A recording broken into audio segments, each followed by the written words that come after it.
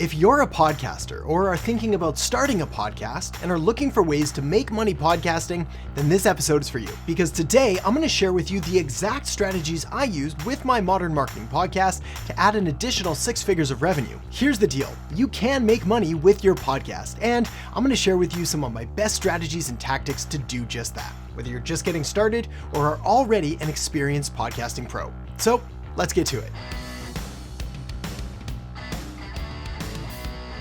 All right, now before we dive into the specifics and the exact strategies, probably the single most important thing you need to answer is, what is the goal for your podcast? This is important because different goals, well, they're gonna lead to different strategies and different tools and different revenue generating opportunities. For example, do you wanna make money directly from your podcast or become a full-time podcaster? If so, your goal is going to be to try to get as many downloads as possible and use most, if not all of the strategies I'm gonna share with you. On the other hand, is your goal with your podcast to build up your main business and to use your podcast as a marketing tool. Because if this is the case, well then your primary strategy will be to use your podcast to attract and connect with current and potential new customers. And you're probably going to want to avoid promoting too many other people's products, especially if they're competitors. Or is your goal with your podcast just to learn a few cool new things and talk to neat people and maybe make a little bit of money on the side? In which case, you're free to pick and choose whatever feels best, as long as it doesn't deter and detract from you having fun with your podcast. Okay, so now that we've got that covered, and hopefully you've taken a second or two to really think about the primary goal and objective with your podcast,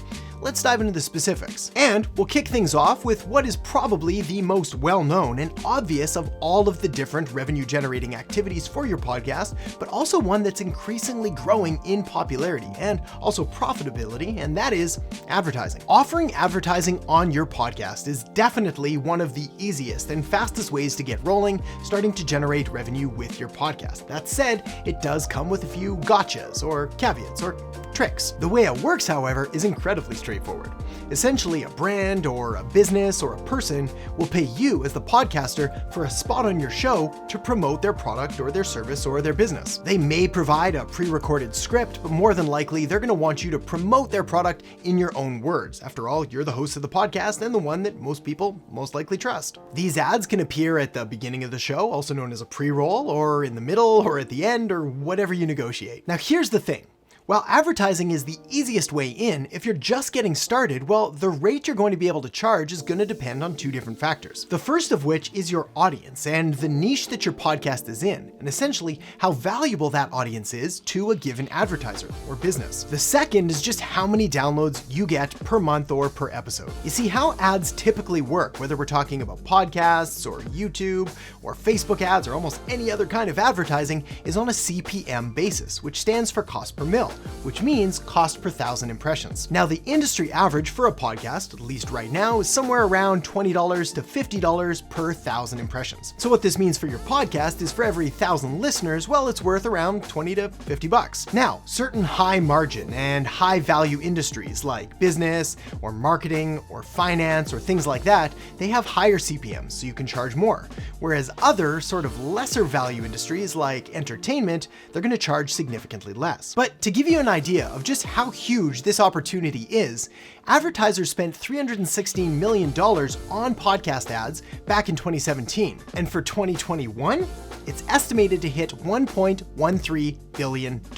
In fact, some podcasts make around $70,000 per episode just from ads. Now, of course, these are obviously the big name podcasts, and they're obviously the exception in this industry, but there is a lot of opportunity to behold. So, yes, ads are great, but there really aren't a one-size-fits-all solution. As I've already covered, you pretty much need an audience first. We're talking about either 5,000 listens a month, ideally 5,000 listens or downloads per episode. Some larger advertisers that are willing to pay top dollar, well, they even want 50,000 downloads per episode, which I appreciate if you're just getting started is a big number. Next, you're going to want to make sure that you have good alignment between your podcast, your audience, and also the advertiser who's going to take a spot on your show. If you're just getting started though and you haven't hit those 5,000 or 50,000 downloads per episode milestones yet, don't get discouraged. There are other things you can do. First of all, you can really double down on the value and the connection that you have with your audience. If you're known and liked and trusted by your audience, well, your word is going to hold a lot more weight. Also, you can offer package deals with ads on your podcast, either offering pre-rolls with mid-rolls and other rolls, all the rolls. But if you have a social media following or an email list or some other kind of channel that you can promote, well, you can also include that. The key here, though, is to start recording podcasts and try to build up a library of engaged and loving fans as quickly as possible. With that said, there is another monetization strategy that you can start right now, and that is affiliate marketing. Affiliate marketing is actually a pretty simple concept that involves someone other than you creating a product or service and then paying you to promote it. That's it. The way affiliate marketing works is it all starts with a supplier or a producer or a business that has something that they want to sell. That sounds overly fancy though, so the basic way of saying it is that someone has stuff and they want to sell it, and they'll pay you to help them. The best and biggest and definitely the most well-known example here is the Amazon affiliate program. Essentially, Amazon has an affiliate program that pays you a commission every time somebody buys something through one of your links. The beauty of affiliate marketing, though, is that it doesn't cost the consumer or the end purchaser anything extra to buy something through your link. Plus, it allows you, as the affiliate marketer, to start making some easy side money simply by recommending and promoting products that you know and love and hopefully use. The more you sell, the more you make. And once your affiliate marketing system is set up, meaning you've signed up for the programs, you have your links, and you're mentioning them throughout your podcast, well, it'll essentially run on autopilot with very little additional energy or time or effort. Now, I've already mentioned Amazon, but the odds are good that regardless of your business or market or industry, there's an affiliate program or dozens and dozens of affiliate programs that would be perfect for you, your podcast, and your audience. All right, the next way to make money podcasting is to use your podcast to promote your business. So the first thing that we covered here was advertising, which is promoting other people's businesses directly on your podcast. Then we talked about affiliate marketing, which is promoting other people's stuff on your podcast. Well,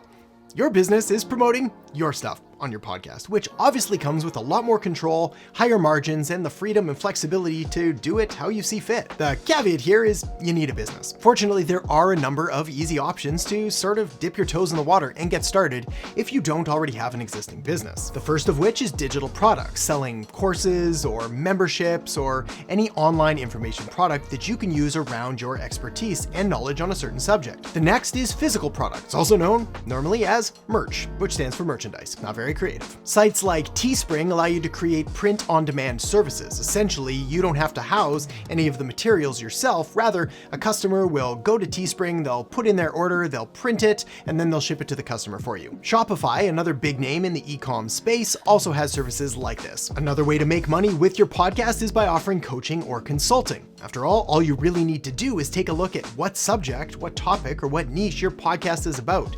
The odds are good that you're probably an expert, or at least know more than most people about this thing. The beauty of having a podcast is that it carries with it a certain level of authority and expertise and leadership, and you can leverage all of this to offer coaching or consulting services to help other people with your knowledge and with your experience. You also have other options like public speaking or putting on seminars or trainings or anything like that.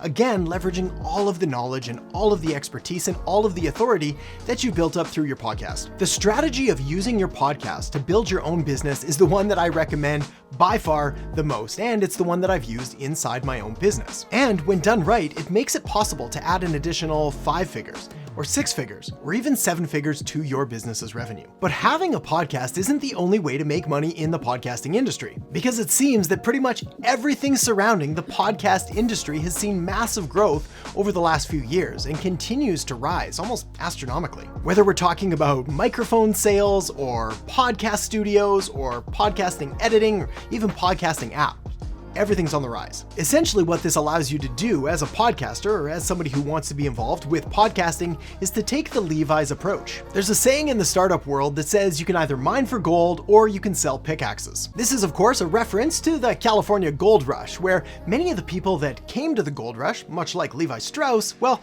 he didn't make his money by mining for gold, but rather by selling supplies and essentially facilitating the miners who were mining for gold. So in our analogy, if the gold miners are the podcasters, then the Levi Strausses are all of the people that are supplying the microphones and podcast editing and podcast studios and all of the stuff that goes into it to the podcasters. And podcasting is an $11 billion industry, which means there's something here for you, whether you start a podcast, sell podcast coaching or consulting or software or hardware or anything. In fact, you could even sell your entire podcast show like Joe Rogan did to Spotify for a whopping $100 million. Of course, the first step to all of this really comes down to building an audience. And this means properly identifying your ideal target market and who you want to serve. And this is why the next thing you're going to want to do is check out the video I have linked up right here on how to identify your target market. So make sure to check that out now, and I'll see you in the next episode. The PVP framework, which basically stands for personal fulfillment, value to market, and profitability. So let me break down each one of those for you now. The first P is personal fulfillment.